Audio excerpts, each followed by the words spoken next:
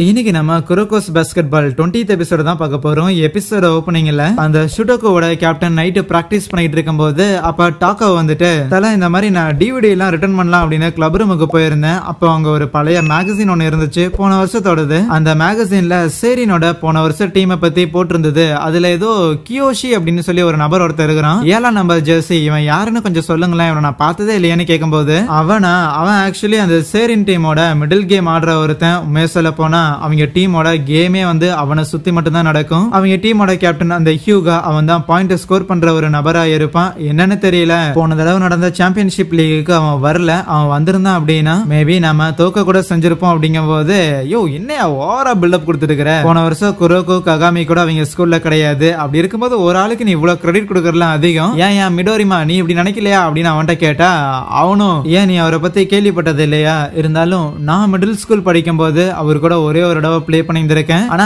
அந்த டைம்ல ஆக்சுவலி குரோகோ பெஞ்சில் தான் இருந்தான்னு நினைக்கிறேன். அதனால அவன் பிளே பண்ணியிருந்திருக்க வாய்ப்பு கிடையாது. சோ குரோகோக்கு அவரை பத்தி தெரியாது. அந்த கியோஷியோட கேம் பிளே அப்படிங்கிறது கிட்டத்தட்ட இன்னைக்கு எப்படி அந்த டோவோ நம்ம ஹீரோஸ்க்கு எதிராக ஆடினாங்களோ அந்த மாதிரியான ஒரு கேம் பிளே அவங்க கிட்ட இருக்கும் அப்படின்னு சொல்ல அப்படியே கியோஷிய மறந்துட்டாக்கா டேய் மேட்சுக்கு வர மாட்டேன்னு சொல்லிட்டு மேட்ச் பார்க்க போயிருந்திருக்கேடா பாடிஸோட அப்படின்னு அவனை கலாய்ச்சிட்டு இருக்கேன். இங்க ககாமி அந்த கியோஷியும் ஒன்னு போட்டிருந்திருப்பாங்களா, பார்த்தா அந்த கியோஷி அவ்வளவு பெருசா இருந்தாலும் எப்படி எவ்வளவு வேகமா மூவ் ஆகுறான்னு ககாமிக்கு கொஞ்சம் ஷாக்கிங்கா இருக்கதான் செய்யும். கொண்டு போய் அந்த பாஸ்கெட் பால்ல போடலான்னு பார்த்தா ககாமி ஹைட்டா குதிச்சு அந்த பாலை தடுத்து விட்டாருனா தோடா என்ன அந்த பையன் இவ்வளவு உயரமா குதிக்கிறான். பசங்களா இதை பார்த்து ஆச்சரியப்படுறாங்க. ஈவன் நம்ம கேப்டன் ஹியூகா கூட ஓகே கியோஷி ரொம்ப மாசமா பாஸ்கெட் பால் ஆடல அப்படின்னாலும் ஓரளவுக்கு டச்ல தான் இருக்கான் போலேன்னு நினைக்க. இருந்தாலும் அந்த கியோஷியோட ஆட்டத்துல ஏதோ ஒரு வித்தியாசத்தை அவன் கவனிக்கிறானா. இப்ப பால் ககாமி கிட்ட இருக்கும், கொஞ்சம் வேகமாவே ட்ரிபிள் பண்ணி எடுத்துட்டு போய் அங்க ஷூட் பண்ண போகும்போது தடுக்கவும் பாக்குறான். இருந்தாலும் ககாமி அந்த இடத்துல பாயிண்ட் எடுக்க நம்ம கியோஷி ஒரு சின்ன பெட் மாதிரி கட்டியிருந்திருப்பான். இப்ப ரெண்டு பேர்ல யாரு முதல்ல ஸ்கோர் பண்றாங்களோ அவங்க தான் முதல்ல பிளேயிங் ஃபைலா இருப்பாங்கன்னு இவன் சொல்லி நம்ம ககாமி ஜெயிச்சங்காட்டி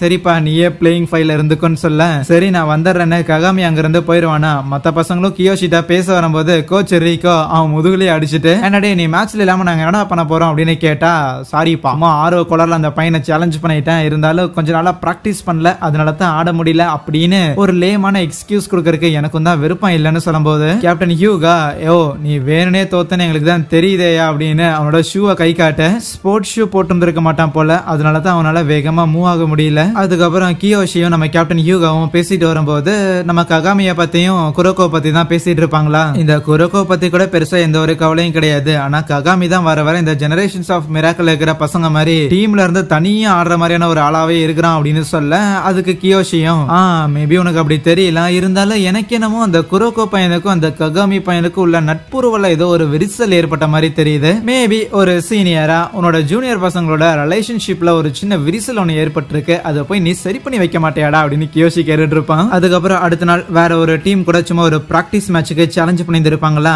ஆனா அந்த டீம் பசங்க எல்லாரும் நம்ம ஹீரோஸ் மேல கான்ல இருப்பானுங்க. ஏன்னா அவனுங்களை எதிர்க்க போறது இது வரைக்கும் ஆடாம பெஞ்சிலே இருந்த 3 பசங்க ககாமி அண்ட் குரோகோ இவங்க 5 பேரும் தானா. என்னடா எங்க டீம் அவ்வளவு அண்டர் எஸ்டிமேட் பண்றீங்களா அப்படின்னு சொல்லி அவனுங்களா கான்ல இருக்க நம்ம கோச் ரீகோ தான் பிராக்டிஸ் மேட்சுக்காக சில பேர் கூட ஆடலாம் அப்படிங்கிற மாதிரி சொல்லியிருந்திருப்பா. அப்போ நம்ம கியோஷி தான் மத்த எல்லாரையும் வெளியே எடுத்துட்டு குரோகோ அண்ட் ககாமி கூடவே மத்த சின்ன பசங்க எல்லாரையும் போட்டுடலாமா அப்படின்னு சொல்லியிருந்திருப்பான். இந்த ஐடியாவை கியோஷி தான் கொடுத்தான் அப்படின்னு தெரிஞ்சோடனே நம்ம கோகனே நீ என்ன பிளான் பண்றேன்னு எனக்கு புரிஞ்சிருச்சு, கண்டிப்பா இந்த மேட்ச்ல நம்ம தோக்க தான் போறோம். ககாமிக்கு இந்த மேட்ச்ல தோக்குறது மூலமா கண்டிப்பா நம்மளால பாஸ்கெட் பால தனியா இருந்து ஜெயிக்க முடியாதுங்கிற அந்த ஒரு மைண்ட் செட் வரும். அதனாலதான் நான் குரோகோவையும் ககாமியும் மட்டும் நீ தனியா அதுல இறக்கி விட்டுருந்திருக்க அப்படின்னு சொல்ல அதுக்கு கியோஷி ஓ அப்படியாடா கோகனே நீ இத சொல்ற வரைக்கும் இப்படி ஒரு விஷயம் இருக்குதுங்கிறத நான் நோட்டீஸே பண்ணலன்னு சொல்லுவான். ஆனா ஆக்சுவலி கோகனே அதுக்கு ஒன்னும் இன்டென்ஷனலா இதை பண்ணல.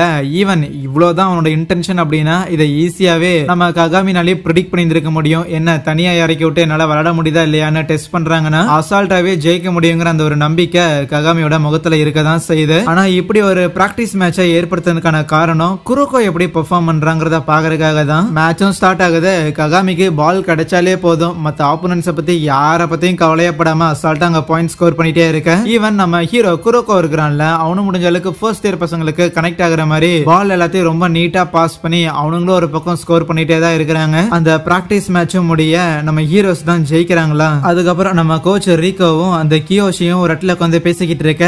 அப்புறம் கியோஷி வச்சிருக்க சீக்கிரட் எல்லாத்தையும் சீக்கிரம் கக்குங்க பாக்கலாம். அந்த ககாமி பையன் கூட வந்த உடனே ஒரு ஒன் போட்டு இருந்திருக்க. அது மட்டும் இல்லாம இன்னைக்கு வேற பசங்க எல்லாரையும் மாறி மாறி இறக்கி விட்டு இருந்திருக்க. இன்னும் செய்தின்னு கேட்கும் போது அவ்வளவு அவ்வளவு பெரிய செய்தியெல்லாம் இல்லையான்னு சொல்லுவானா. இருந்தாலும் ஒரு மேட்டர் இருக்கு.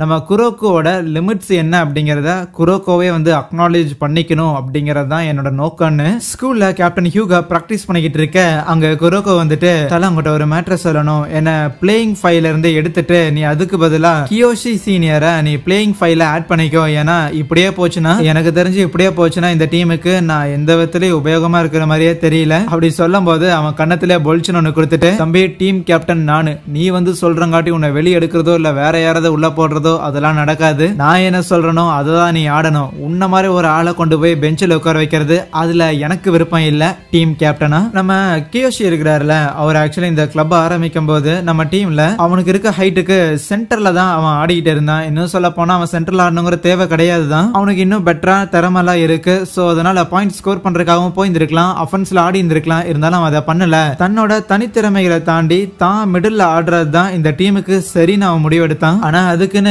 கியோஷியும் நீயும் ஒன்னும் நான் சொல்ல வரல. என்னன்னா கியோஷி ஆட வேண்டியது அந்த ஒரு பொசிஷன் தான். ஆனா உன்னை நாங்க எவால்வ் பண்ண வேணாம் அப்படின்லாம் சொல்லல. இன்னும் சொல்ல போனா நீ மாறி ஆகணும். நீயும் கியோஷியும் ஒண்ணும் கிடையாது. அப்படி உனக்குன்னு புதுசா ஒரு பிளேயிங் ஸ்டைல அடாப்ட் பண்ணிக்க முடியல அப்படின்னா அட்லீஸ்ட் ககாமிட்டு தான் நீ போய் பேசி ஆகணும்னு சொல்லுவான். ஏன் அப்படி சொல்றாருன்னா ககாமி ஆல்ரெடி நம்ம கேப்டன் ஹியூகா கிட்ட வந்து இப்படி பேசியிருந்திருப்பான். நான் எப்பவுமே குரோக்கோட அந்த பால் பாசிங் மட்டும் நம்பி இருக்கணும்னு விருப்பப்படல. அதனால கொஞ்சம் என்னோட கேம் பிளேல குரோக்கோ விட்டு டிஸ்டன்ஸ் பண்ணலான்னு இருக்கிறேன் அப்படின்னு சொல்லியிருந்திருப்பான். இத சொல்லல அப்படின்னாலுமே இன்டைரக்டா உன் உதவி இல்லாம எப்படி ஆடுறதுன்னு ககாமி கத்துக்கிட்டு இருக்கிறான். சோ மத்தவங்களோட உதவி இல்லாம நீ எப்படி பாஸ்கெட் பால் ஆடுறதுங்கிறத நீ கத்துக்கோ அப்படின்னு சொல்லியிருந்திருப்பாரு. இதை கேட்டுட்டு வேகமா நம்ம ஹீரோ எங்கேயோ போக கோச் ரீகோ கிட்டே கியோஷி பேசிக்கிட்டு இருக்கும் போது இதே மேட்டர் பத்தி தான் சொல்லியிருந்திருப்பாரு. நம்ம குரோக்கோ இவ்வளவு நாளா அவன் கத்து வச்சிருந்த அந்த பாசிங் டெக்னிக் அந்த ட்ரிக் இதை மட்டும் யூஸ் பண்ணிட்டு இருந்தானா வேலைக்கு ஆகாது. அவன் அதுல இருந்து வெளியில வந்தாகணும். அதுல இருந்து அவன் அதுக்கு மேல இம்ப்ரூவ் ஆகணும்னு. ஆனா பண்ணுவானா பண்ண மாட்டானா தெரியாது. அது அவன் கையில தானே பேசிக்கிட்டு இருக்க. கரெக்டா அவங்கள கிராஸ் பண்ணியே குரோக்கோ ஓடி போவானா. அதுவே ககாமி பார்க்ல இருந்துட்டு சும்மா இமேஜின் பண்ணி ட்ரிபிள் பண்ற மாதிரி கேம் ஆடிக்கிட்டு இருக்க. அவனுக்கு அப்பவுமே சில பாசஸ் எல்லாம் பண்ணலாமா அப்படிங்கிற மாதிரி மைண்ட் செட் எல்லாம் வரும். இல்ல இந்த மாதிரி ஆவரேஜான விஷயத்துக்கு எல்லாம் பாஸ் எல்லாம் பண்ணிட்டு இருக்க முடியாது. ஜெனரேஷன்ஸ் ஆஃப் மிராக்கிள பீட் பண்ணணும்னா நான் இன்னும் ஸ்ட்ராங் ஆகணும் அப்படின்னு அவன் நினைக்க கரெக்டா நம்ம குரோக்கோ அங்க வரானா. உங்கள்கிட்ட ஒரு விஷயம் பேசணும் அப்படின்னு சொல்லுவான். ஆனா சொல்லிட்டு இருப்பான். பேசணும்னு வந்துட்டேன் ஆனா என்ன பேசுறதுன்னு சொல்லி ஆரம்பிக்கிற கொஞ்சம் யோசிச்சுக்கிறேன்னு சொல்லும் போது முதல்ல பால புடி வா 2 பேரும் மேட்ச் ஆடுவோம் நீ அதுக்கு நடுவுல யோசின்ட்டு 2 பேரும் ஆடி இருந்திருப்பாங்க. ஆனா கேப்பே இல்லாம ககாமி ஸ்ட்ரைட்டா 14 பாயிண்ட் போட்டு இருந்திருப்பானா. அப்படியே கேமை ஸ்டாப் பண்ணிட்டு உனக்கு ஞாபகம் இருக்கா முதல் தடவை நம்ம விளையாடும் போது கூட இதே மாதிரிதான் நீ என்கிட்ட தோத்துக்கிட்டே இருந்த. ஆனா ஒன்ஸ் உன்னால என்ன பண்ண முடியுங்கிறத நான் மேட்ச்ல பார்த்தோன்னே எனக்கு அப்படியே ஸ்டன் ஆயிட்டேன் தெரியுமா. ஆனா அன்னையில இருந்து எனக்கு ஒரு டவுட் இருக்குது. நம்ம 2 பேரும் ஒன்னா சேர்ந்தா இந்த ஜப்பான்லயே உன்ன ஒரு பெஸ்டான பிளேயரா மாத்தி காட்டுறேன் அப்படின்னு நீ சொல்லியிருந்திருப்பீல. எதுக்கு நீ என்ன சூஸ் பண்ண அப்படின்னு கேட்பானா. அப்பதான் ஹீரோ ஆரம்பிக்கிறான். முதல்ல நீ என்ன மன்னிச்சிடுன்னு சொல்லிட்டு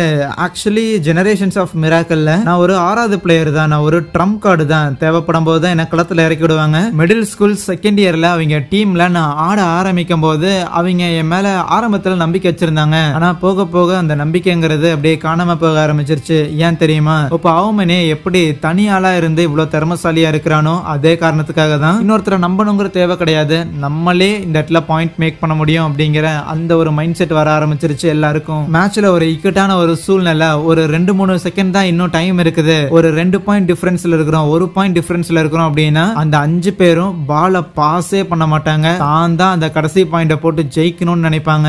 எனக்கு அந்த ஸ்டைல் ஆஃப் பாஸ்கெட் பால்ல விருப்பம் கிடையாது. ஈவன் நான் உன்னை செலக்ட் பண்ணதுக்கான காரணமே நான் பர்சனலா எந்த மாதிரியான பாஸ்கெட் பால் ஸ்டைல் கரெக்ட்னு சொல்றனோ அதை உன்னை வச்சு அந்த ஜெனரேஷன்ஸ் ஆஃப் மிராக்கிளுக்கு ப்ரூவ் பண்ணி காட்டணும்னு நினைச்சேன். இது எதுவுமே ககாமியை சுத்தமா பாதிக்கவே இல்லை. நடா இது மொக்க ஏதோ ஒரு காரணம் சொல்லிட்டு இருக்கிறேன். இருந்தாலும் புரிஞ்சுக்க முடியுது. இந்த மாதிரி பாஸ்கெட் பால் ஆடுறதுக்கு எல்லாருக்கும் ஒவ்வொரு காரணம் இருக்கும். மத்தவங்க மாதிரி தான் நானும் சொல்லும் போது கிடையாது ககாமி, நீ மத்தவங்க மாதிரி கிடையாது. ஞாபகம் இருக்க கடைசி அந்த லாக்கர் ரூம்ல கூட நம்ம 2 பேரும் ஒன்னா சேர்ந்து நம்மளால அவங்களை தோக்கடிக்க முடியாதுதான் நீ சொல்லி இருந்த. அப்படின்னா என்ன? நம்ம 2 பேரும் ஒன்னா சேர்ந்து இன்னும் பெட்டரா ஒர்க் பண்ணணும் அப்படின்னு தான் அர்த்தம். என்னோட தவறுகளை கரெக்ட் பண்றதுக்கு எனக்கான ஒரு வாய்ப்பை கொடு. அந்த ஜெனரேஷன்ஸ் ஆஃப் மிராக்கிள் மாதிரி இல்லாம இந்த ஸ்கூல்ல இருக்கிற நீங்க எல்லாருமே என் மேல நம்பிக்கை வச்சிருக்கீங்க. யாராவது ஒருத்தரை இந்த ஜப்பானோட ஜப்பானோட பெஸ்டான ஒரு பிளேயரை எனக்கு மாத்தணும்னு விருப்பம் இல்ல. எனக்கு நான் இந்த ஜப்பானோட பெஸ்டான பிளேயரா இருக்கணும், நம்ம பசங்க எல்லாரும் இருக்கணும் அப்படின்னு சொல்லும்போது நானும் அதான் சொல்றேன். ஜெனரேஷன்ஸ் ஆஃப் மிராக்கிளை தோக்கடிக்கிறோம், நம்ம தான் பெஸ்டான பிளேயர்ஸா இருக்கிறோம்னு காகாமையும் நம்ம குரோக்கோவும் திருப்பி ஒன்னு சேர்ந்துடுறாங்களா. அப்புறம் அங்கிருந்து நடந்து வந்துட்டு இருக்க, சரி இம்ப்ரூவ் ஆகணும்னு சொன்னியே, அடுத்து என்ன பண்ண போற அப்படின்னு கேட்டா தெரியலன்னு சொல்லுவான். பட் இருந்தாலும் கவலைப்படாத, அடுத்த வின்டர் கப் வரக்குள்ள கண்டிப்பா நான் எனக்கான ஒரு ஸ்டைல உருவாக்குவேன், குரோக்கோவோட பாஸ்கெட் பாலை பார்ப்போம் அப்படிங்கும்போது அங்கே இந்த ஒரு எபிசோடை முடிக்கிறாங்க. So yeah, thank you.